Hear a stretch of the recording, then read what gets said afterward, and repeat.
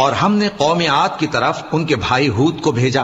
انہوں نے کہا اے میری قوم اللہ ہی کی عبادت کرو، اس کے سوا تمہارا کوئی معبود نہیں.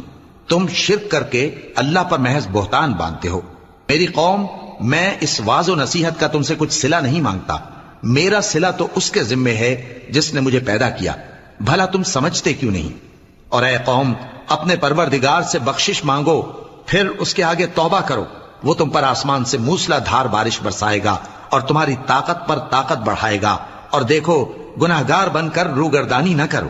وہ بولے ہود، تم ہمارے پاس کوئی دلیل ظاہر نہیں لائے، اور ہم صرف تمہارے کہنے سے نہ اپنے معبودوں کو چھوڑنے والے ہیں اور نہ تم پر ایمان لانے والے ہیں. ہم تو یہ سمجھتے ہیں کہ ہمارے کسی معبود نے تمہیں تکلیف پہنچا کر دیوانہ کر دیا ہے. انہوں نے کہا کہ میں اللہ کو گواہ کرتا ہوں اور تم بھی گواہ رہو کہ جن کو تم اللہ کا شریک بناتے ہو میں ان سے بیزار ہوں، یعنی جن کی اللہ کے